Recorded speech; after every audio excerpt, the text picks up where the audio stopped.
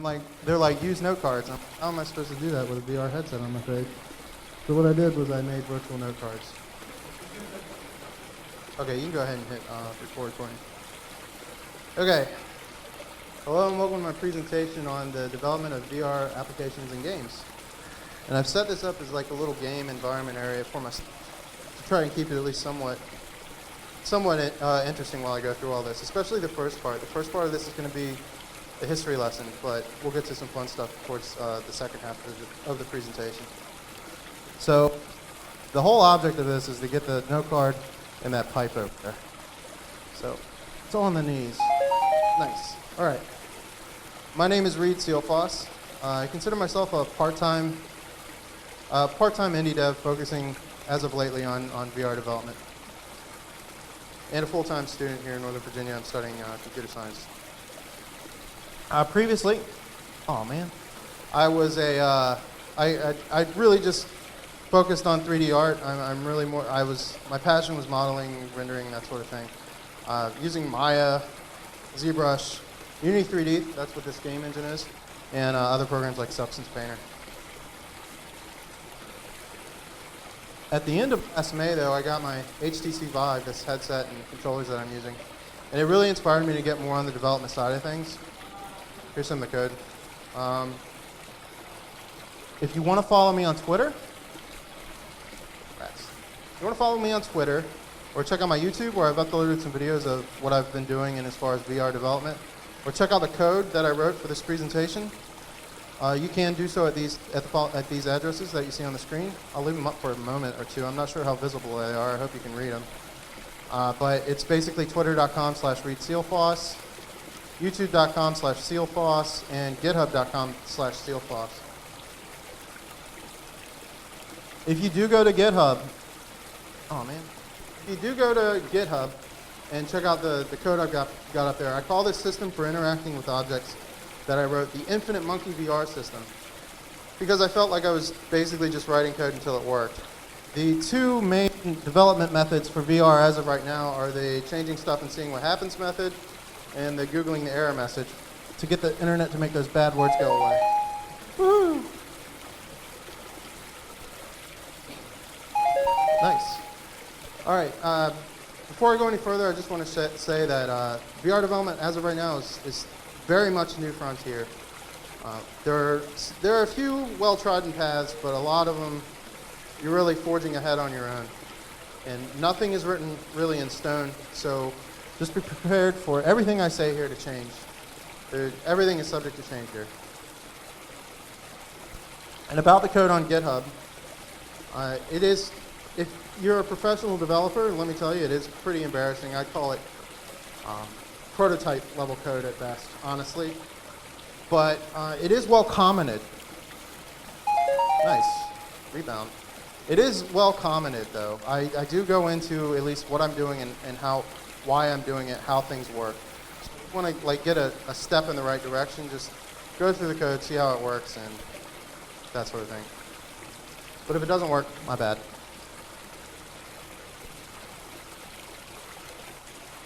Okay, there is actually somewhat of a war on the VR market right now between a couple of main players I'm going to go through. The first headset you've probably heard of is Oculus Rift.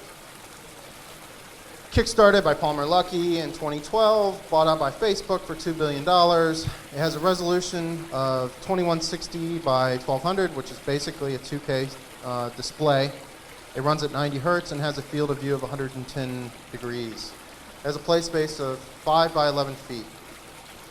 Oculus does not come with motion controllers, these guys. But it tracks its users via the Constellation IR camera system. It has a closed source SDK that will only support hardware approved of by Oculus, and it costs $600. Eventually, they're going to be releasing relatively soon, some motion controllers for Oculus called Oculus Touch. That'll be another additional $200.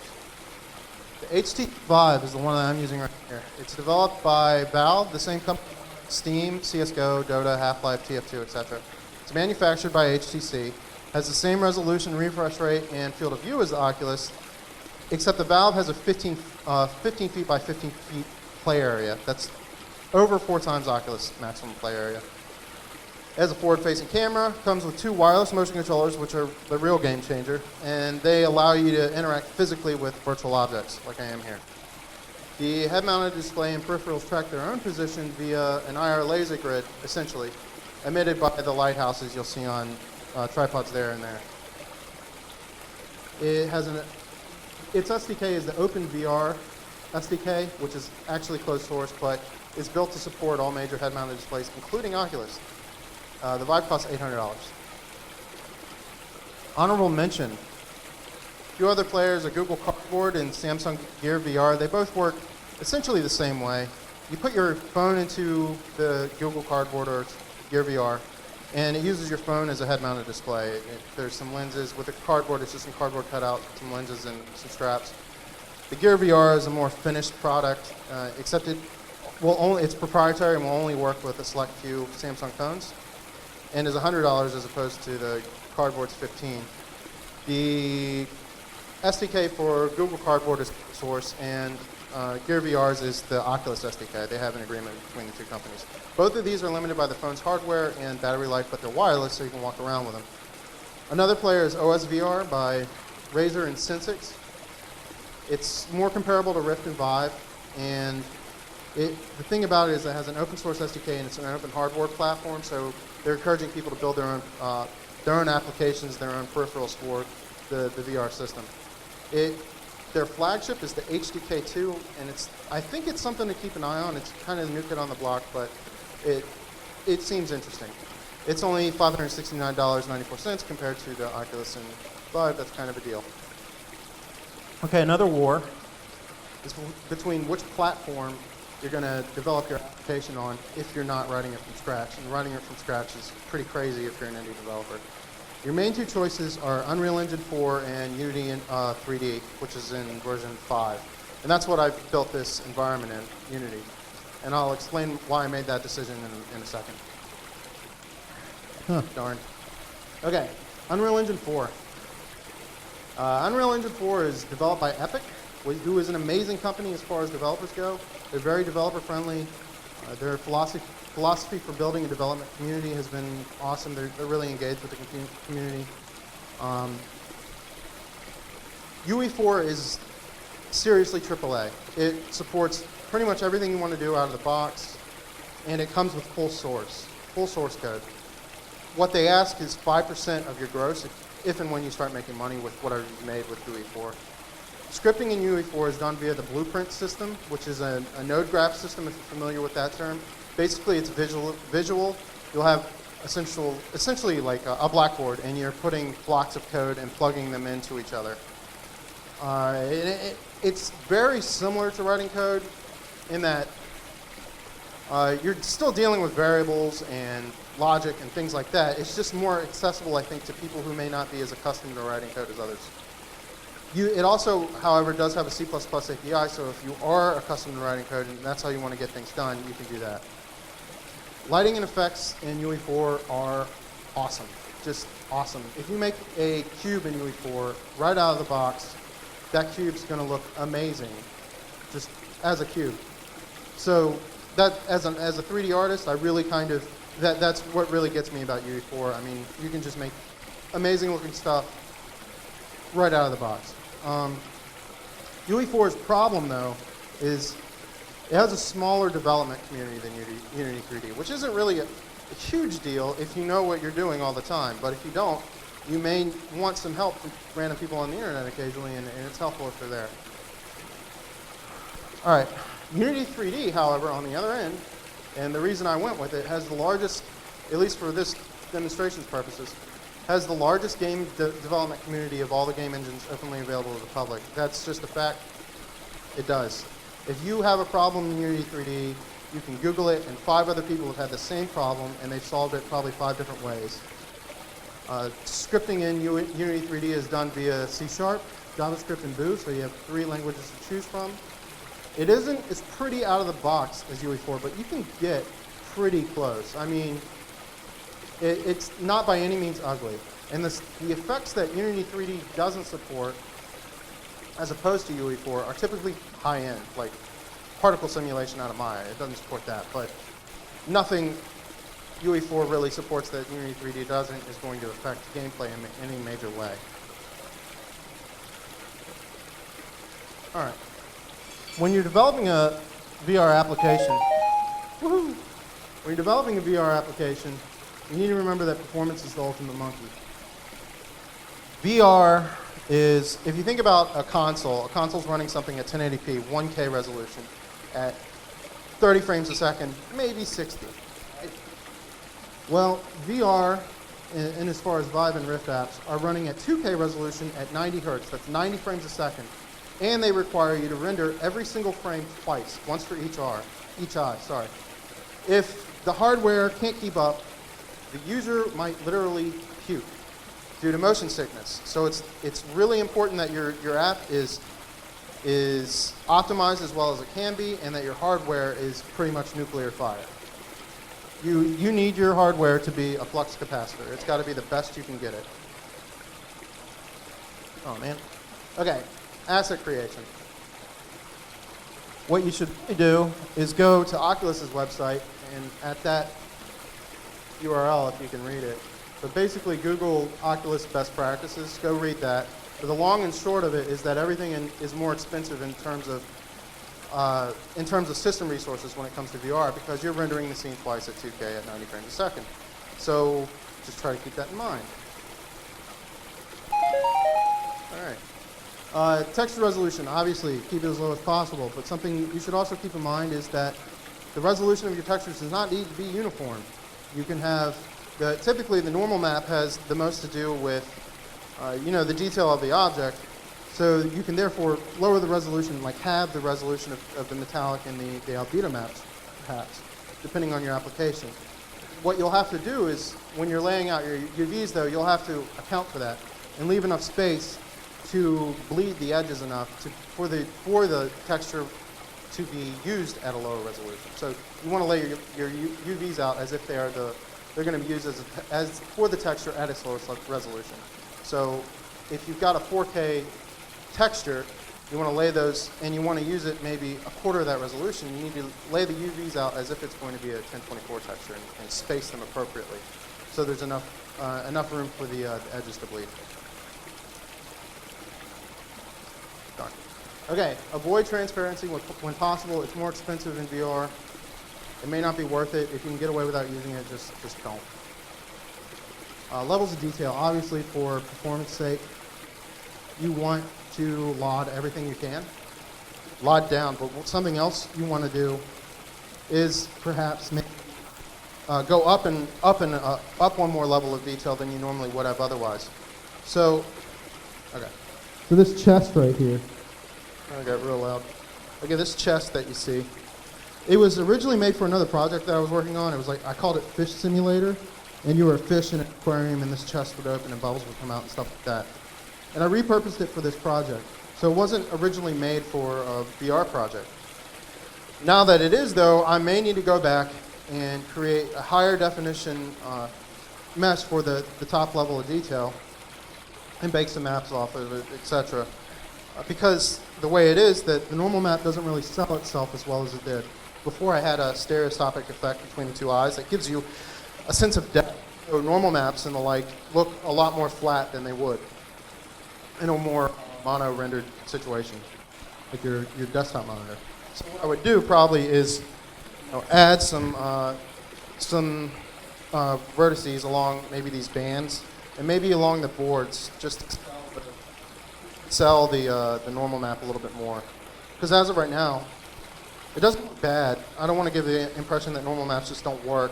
It's just that this more like, I guess, a box painted to look like a chest than it looks like a chest. It probably looks okay on the screen, but to me, it looks flat. All right, let me see if I can get this one. Oh, man. Okay, about lighting. Oculus's guide says to bake lighting at all times. And that's probably right in the majority of situations, but in some situations, it probably won't perform worse than it would have otherwise. But baking lighting may not give you a performance increase in every scenario, just so you know. But something to keep in mind is you want to use static lights only when possible, because they'll render more quickly. You want to avoid dynamic lights, like lights that move around, but they can be fun. And I'll go into that in a minute. The real thing, and I know I mentioned it as number 3, but really it's number 1. You don't want any more than one shadow casting light in a scene at one time. If you do that in VR, you're asking for your frame rates to just hit the dirt. So just keep that in mind too. As for rendering, oh man, yeah, that's a mesh collider for you. As for rendering, 2K sounds high, but it really isn't when the screen's this close to your head. John Carmack, who is the CTO of Oculus, and he's also the guy behind the Doom games at id Software, he's been in 3D graphics for computer games forever. And one of his quotes that I like to think of is that he pointed out that you would need the equivalent of like a 36K display to get one-to-one parity with human vision. And those obviously don't exist yet. But that's just to give you an idea of how blurry things are, even with a pretty high resolution display right up close to your face. Like these note cards, for example, they're a lot bigger than regular real-life note cards are obviously. But if they were they're actually 3 times the size of a regular note card. But if they were the size of a regular note card, I'd have to have them up here to my face to be able to read them, because they blur fairly badly, fairly quickly. So, with that in mind, do use anti-aliasing, however you say that. Use that when you can afford it. So what you want to do is maybe monitor the frame rate you're getting in your application. Frame rate starts to go down, maybe turn that effect off and sacrifice the visual effect of it for a higher frame rate. Another route you can take, or maybe even something you can do on top of aliasing, is super scaling, or super sampling and render scale. So that's essentially rendering the scene at a higher resolution than the display supports, and then just scaling it down. Again, that's really just that will hit your system resources pretty hard too. So you'll also want to monitor system performance and turn that effect off if needed, or turn it down. Whoops. Okay. Physics and colliders. Obviously, use as few bodies for every interactive object as you can. And don't make them too thin or small. So Unity's scale is such that all of this stuff seems pretty big, but to Unity and other things I've built in it, all of this stuff is actually pretty small. And when it gets down to handheld size, all these things are actually really, really thin. So you can't really see it, but for this candle here, you can see that the collider for the body of the candlestick is maybe a little bit wider than it needs to be, but it's just to give the physics engine a little bit of slack to do what it does. Yeah, and avoid mesh colliders, like you saw on this ring here. They're kind of wonky in the first place, but they're also more processor intensive. So avoid them when you can. It's easy to set them up. So if you're being lazy like I was when I built this thing, that's what you do. Oops. All right. Oh, darn it. Okay. Motion sickness. Like I said, it's a real problem. Just moving the user around, like in a regular video game, like if you hit forward and you move forward, it can make people uncomfortable. It's really disorienting because the body sees itself moving, but it doesn't feel it. And it can make them uncomfortable, it can make them nauseous, it can make them throw up.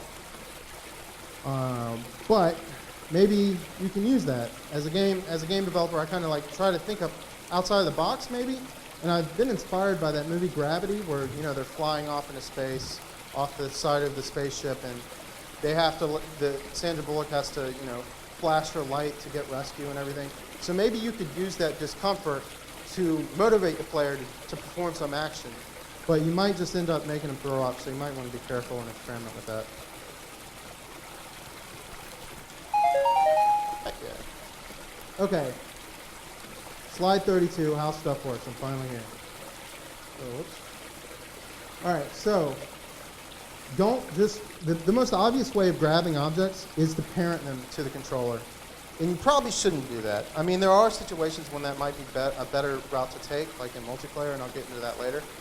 But for the most part, if you parent an object to the controller, the controller is really more in this world than it is in the VR world. And if you put the controller through a virtual object, the controller is just going to go right through the object, right? But if the object is parent to the controller, the object's going to go right through the object with it. And if you drop the object back there, you're going to lose it. So there are other methods to get around all this, and I'm going to go into them now. One option is to just dynamically build joints between the object and the controller, physics joints. So you grab the object, it builds a physics joint, goes around with the controller, you let go, it just deletes the joint, the object goes on its merry way.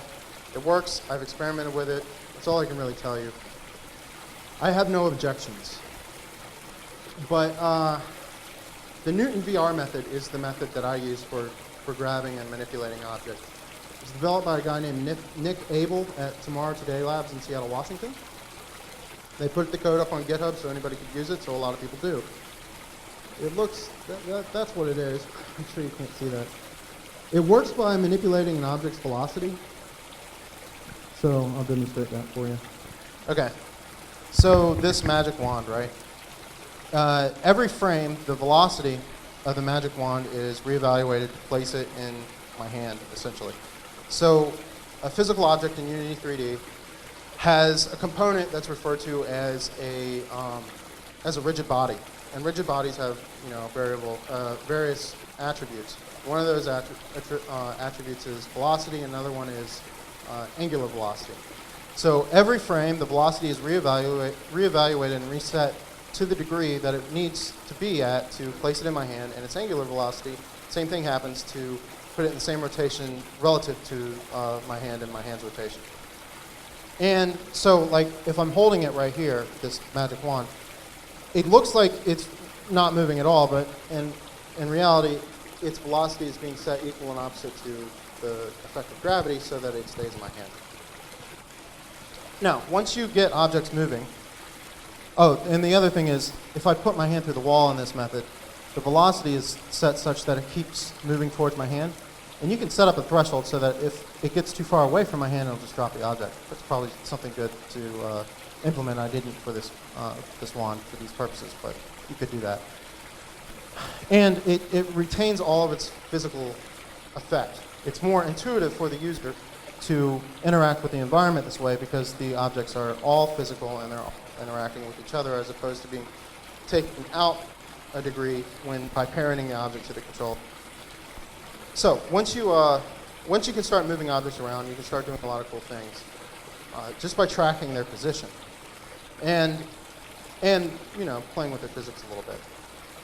This I made a magic wand because I wanted to cast spells. And another thing that's a lot of fun are particles. I mean, these particles probably look pretty good on the screen, but in VR, I'm getting a sense of depth between all of them. And it really looks spectacular. Right? I feel like a cat. Somebody's like dangling something in front of me. It really looks great. But to give you an idea about, just to go off on a tangent for a second, to give you an idea about the performance hit of transparency, if I put a butt ton of these particles in front of my face, I don't know if you can see it on the screen, but my frames they just die. So you got to be careful with that. This isn't a game. This is me just messing around, so I can do that. Anyway, so I wrote this guy because I wanted to cast a spell in VR. And, I know that the guys at Bethesda have been experimenting with VR. They've implemented some VR in Fallout 4, but I really hope they don't do anything like this in the next Elder Scrolls game because I'll miss my family. But, so the whole idea is that you write the spell in front of you, and that's how you cast a fire spell. And then you can interact with the environment like that. There's a candle over here that I need to light. So that's obviously inspired a bit by the flame spell in Skyrim. So just by tracking the object, you can do cool things. The way this works is I track when I pull the trigger and it starts emitting these particles. I start tracking the position of the wand relative to the direction that I'm looking at. because you can pick up the camera for the eyes is an object in the game world, and you can track its position. So from the direction that I'm looking in, when I pull the trigger, it starts tracking the position and direction of the wand. And I've assigned numerical values to the wand. So like this is 1, this is 2, 3, 4, 5, 6, 7, 8. Just basically, like a compass almost. And what it keys on are changes in direction. So every time it picks up a change in direction, and it works most of the time, every time it picks up a change in direction, it adds it to what's called a list. And once that list has 3 or more entries, it starts to search through the list for predefined patterns. So this would be, what is it? 1, 2, so 3, 6, 1. Come on, 3, 6, 1. Hey. I guess I jinxed myself by doing it for the first time. All right, there we go. It's obviously not foolproof. But so once it picks up 3, 6, 1 in that list, it knows that I've cast a fire spell and enables fire mode. But you could do that with all kinds of things. You could do lightning bolts or a square, circle, whatever. I don't think you could write your name with it. I don't think that would work. At least not yet. I'm not sure exactly how to pull that off, but you get the idea. Also, what you can start doing is playing with physics. So the Newton VR method also implements it to simulate weight for objects. There's an attribute inherent in the Newton VR system that it's referred to as velocity factor and angular velocity factor. And basically, it equates to how snappy the object is, how responsive it is. You see that this has a very high velocity factor relative to this block because the block's heavy. And I've made the velocity factor and angular velocity factor of the block a product of its mass. I gave this block a mass, I think, of 10. And for its velocity has been divided. And it isn't as responsive as the wand is, right? Just to simulate weight. So you're like sort of dragging it around, What you can do is you can turn gravity off. Now the thing floats in front of me. But you can, because its velocity factor is still hindered, I guess you could say. It's still slowed back to the position of my hand. But it has no gravity.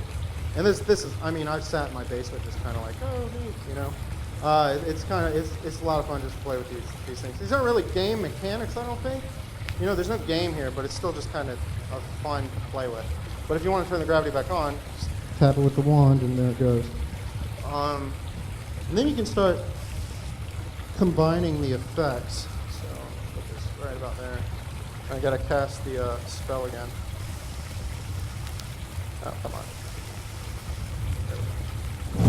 Something else these particles will do is that when they hit an object, if it's interactive, they'll impart a force on it. So I'm going to put this guy in orbit. Goodbye. Okay. All right, where were we? Oh, wait, you know what? Getting ahead of myself. I guess I don't need that anymore. This candle right here, I'm going to give you an example of dynamic light. They're pretty, they add a level of realism to the scene, Like you can, I'm looking for, my lost whatever. But if it's kind of expensive to do that, so only do it when you have to. But if this guy were to be casting shadows in addition to the sun, which is casting these shadows, and they're real-time dynamic shadows. You can see them on the floor over there. As soon as I turn on shadow casting with this guy right here, it gets really expensive really quick. So, and it doesn't really work that great. Again, I think that's a scale issue with the hole that you see through the bottom of the candle. But in any case, it looks cool. So if you were in maybe a dark tunnel and you only had one shadow casting light that you could manipulate around, that's awesome. But if I keep this on for too long, my computer's going to start sounding like a vacuum cleaner, and my frame rate is going to just drop. So don't do that. I'll put you right there. Okay. Okay, if you're serious about developing VR apps for the Vive and maybe eventually Unity, or excuse me, Oculus, and you're doing it in Unity 3D, something you're going to want to check out is the Steam VR Unity Toolkit, available at this address right here, github.com/thestonefox/SteamVR Unity Toolkit. It's way more comprehensive than what I put up on GitHub. It implements a lot of features. There's a ton of people working on it. It's fantastic. It's what I'm going to be switching over to as soon as I get, I'm done with this. I basically wrote a bunch of stuff and stuck with it for this presentation, but as soon as I can, I'm switching over to VRTK. It's way better than my code, so if you really want to make an app, don't use what I wrote. Use this. Ooh, whoops. I'm dropping these guys. All right. Okay, two-handed objects. And this is a piece of code that I'll be submitting to Steam VRTK as soon as I have time. Like I said, I'm a full-time student, and I have a 2-year-old at home, so I don't have a whole lot of time. But I'm going to get on that as soon as I can. Oh, man. Okay. Well, that wasn't supposed to happen yet. Anyway, two-handed objects. This guy is pretty heavy, right? So his velocity factor and angular velocity factor are somewhat hindered by that fact. Now, when I grab it with two hands, the velocity factor and angular velocity factor are multiplied, so it becomes more responsive. To simulate a sledgehammer, because I don't know how many people out there do one-handed sledgehammering, but I'm not one of them. So the solution I came up with for two-handed objects was you're not really grabbing it with the second hand. It's still just grabbed with the first hand. But the rotation of the object is dictated by what's called a delta that's drawn between the two controllers, right? And delta's essentially, and the rotation of the objects is influenced by the angle derived between the two controllers on the X and Y rotational axes. The Z is still controlled by the main grabbing hand, so that you can, have more of a grip on its orientation. And like I said, its velocity factors make it a little bit more responsive once you grab it with two hands and you can do things with it. I think you could apply this to like a lot of weapons, like maybe, like sword or something like that. You could block with the flat of the sword and then, cut people with, the blade of it. Anything like a baseball bat, a tennis racket, whatever. But the reason I made this guy was obviously to knock down this ball, but it kind of gave that away. I was on Reddit like maybe a month ago, and I saw somebody demo a system from, who made it? What was their name? Ultimate Game Tools. They're fracturing this system. And I immediately knew what I wanted to do with it. I was just like, man, I want to go into a museum with a hammer and just destroy everything in there. You know what I mean? So I got the plugin, and it's pretty good. And I made this wall for demonstration purposes. I modeled these bricks and put them together and created an asset that I could then knock down, which is what that card is about. Okay. Oh, yeah, look, I'm a lot of things, but a sound engineer is so I apologize for the sound effect. It is absolutely boring. I know it is. You don't have to. But, and the other thing is, I'm getting feedback. Every time I hit the wall, I'm getting haptic feedback with the controllers, so like they're vibrating. The vibration is based off the velocity that they impact the wall times the multiplier that I can set as a variable.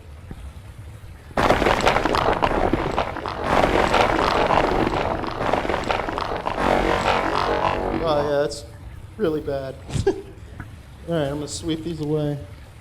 Get out of here. Okay, and we'll worry about him in a second. Okay.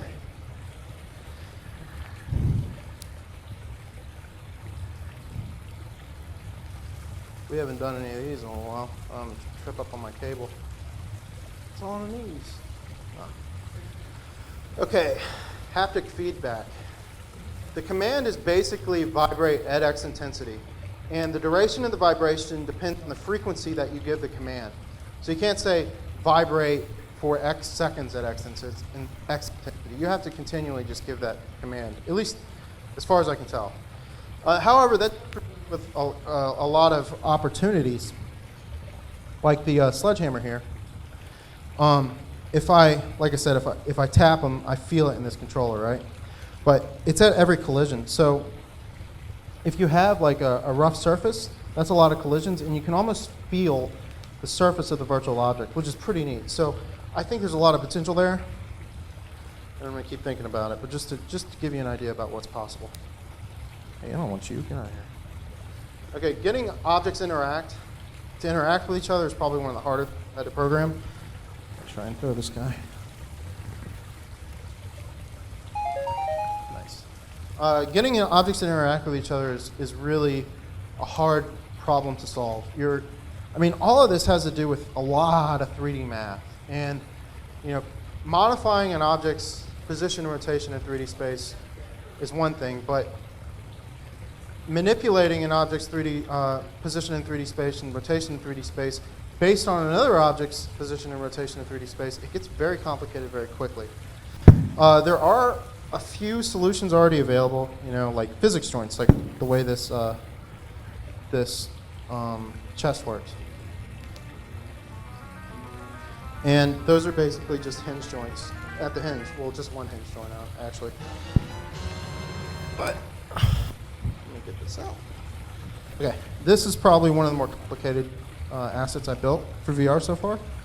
And it was one of the first ideas that I really wanted to build, went for. It's a mega spray, not any kind of trademarked squirt gun, just so you know. And you fill it up like that's the whole reason this fountain is for. You fill it up like this. And the problem is you can't really see inside of it, so I guess I'd have to use some sort of shading magic to get that done. Again, that would be very expensive in VR, so I'm not really sure what the solution for that would be. But you fill it up and you can pour it out, and it uses what's called a dot product to detect its orientation relative to the ground and the sky. And when it detects that it's tipped too far, it starts pouring out. Again, that particle effect isn't really the best in the world, but you know, it works for right now. All right, we'll just top it off. So the way my socketing system as of right now works, all this again is subject to change, is it detects a collision with a trigger, and if the object is the right object, this tank, it immediately parents the tank or whatever object to the parent object. And I know I said parenting is bad, but the parent object is still being held via its velocity, so it's okay. And once you get to a certain threshold, motion is stopped, and it starts to really pay attention to the object's rotation. Now the problem is that rotation in Unity 3D is controlled by what's referred to as a quaternion. And a quaternion is just a way of representing a 3D rotation. And they're not very intuitive to use. If you just look at the values on a quaternion, you can't just intuitively, well, at least I can't, just intuitively know exactly what the rotation of the object is. You can interface with the quaternion with what's referred to as Euler rotational values. The problem is, and they work how you would expect, 360 degrees on each of the three axes, or at least a representation of that.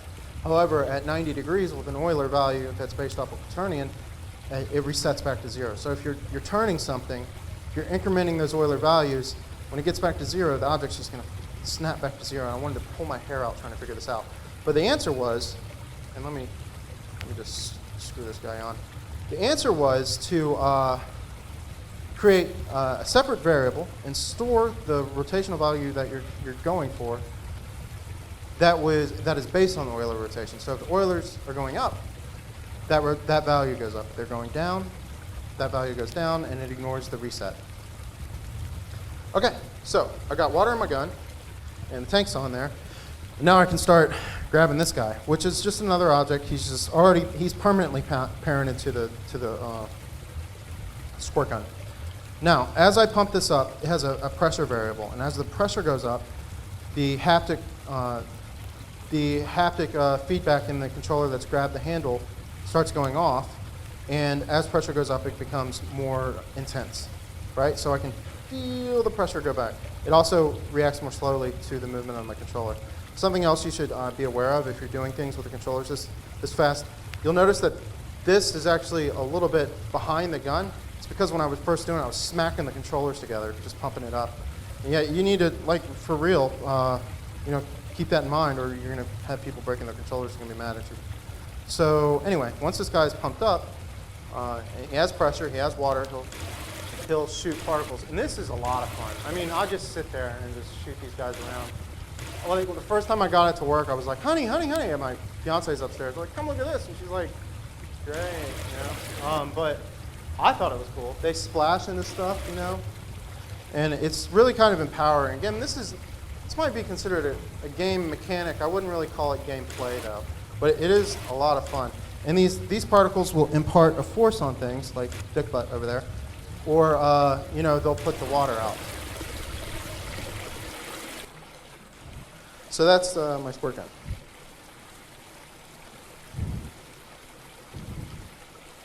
Okay, rigged and animated interactive objects. Dick Butt. Where you at, buddy? Okay, I can actually grab Dick Butt and move him around.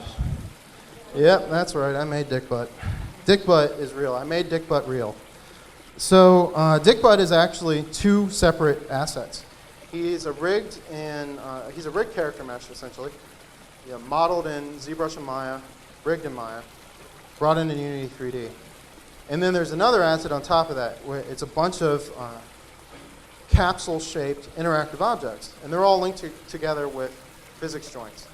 And I've constrained the joints of the rigged mesh to the interactive objects with code. There isn't an Orient Constraint in Unity 3D. If you're familiar with 3D animation, you know what that is. So what I had to do was I wrote some code that basically has an array of all of the character joints, and then an array of all of the interactive objects. And it uses a for loop, and it cycles through the two arrays, and it just says the joint's rotation is equal to the rotation of the object. So when I'm grabbing his arm here, I'm really just, you know, grabbing the object that you don't see. Its mesh renderer is turned off, so you can't see it. But that's what I'm actually grabbing. I'm not actually grabbing the rigged mesh. You can even grab this guy if you want. Grab his butt. Yeah. Yeah. Anyway, yeah, I made that. My mom's proud of me. Hold on. Cool. That worked as it was intended, totally.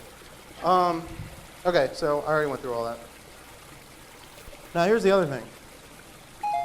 For that system to work, for constraining the joints, everything had to have an initial value of 0, including all of the character joints, which is not how you normally do things. You'd normally have the joints oriented down the joint chain for animations purposes. I still want to be able to animate them, so the way I got around this is I exported them with all joints on 000 on world space in Maya. And then that's how he's exported, and that's how he works, because you don't really want to have to compute an offset when you're constraining the joints. I mean, you could, but it makes things more difficult not only to use, but for the computer to figure out, because you're doing it every frame, and this is actually probably a pretty heavy asset. It would be nice if there was an Orient constraint that was inherent to Unity and didn't have to use interpreted C# code, but go with what we got. Anyway, so there's two character skeletons, basically. What the heck? What are you doing? Okay, there we go. There's two character skeletons, and if you can see that, there's the local rotational axes for all of the joints. Well, not all of the joints, but a sample of his dick, actually. And so one of them is oriented down the joint chain, and the other one is oriented 000 in world space. Now, they're connected via Orient constraints, because those are a thing in Maya. And so I have a character rig for him and everything.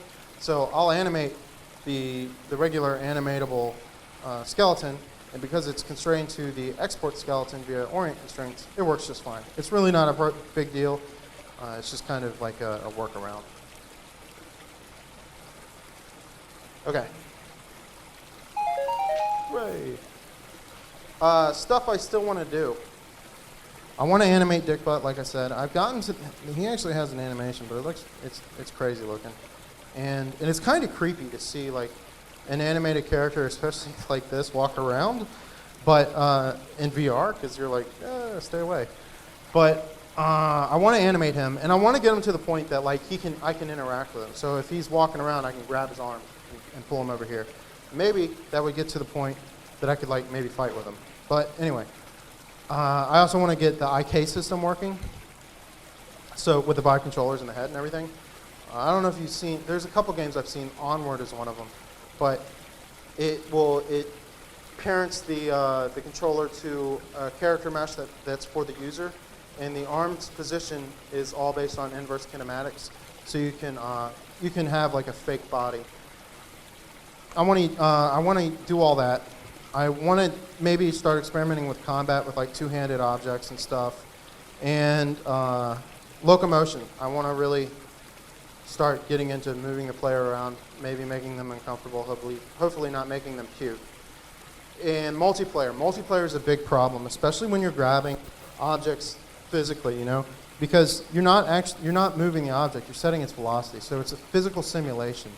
And synchronizing physical simulations in a multiplayer scenario is really expensive in terms of bandwidth.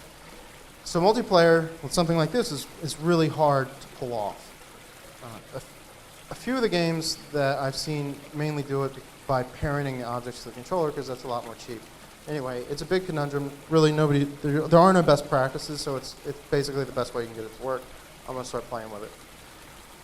Puzzles. Puzzles, I think, are probably one of the biggest, inspirations for me. I think there's really a lot of really cool things you can do in virtual reality that would either be really hard to pull off in real life or impossible. So I think this, and especially in a multiplayer scenario, I think would be really cool. Friends helping each other figure out the puzzle. Like maybe something in Lost, we all have to hit the right button at the right time, and we're on opposite ends of the room to, get the cookie to come out of the thing. I don't know. Anyway, again, oh man. If you want to follow me on Twitter, it's twitter.com/readsealfoss. My YouTube is youtube.com/sealfoss. My GitHub, if you want to check out the code I wrote for this, github.com/sealfoss. Thank you for consideration. If you have any questions, I'd be happy to answer them. Oh, that was perfect. All right.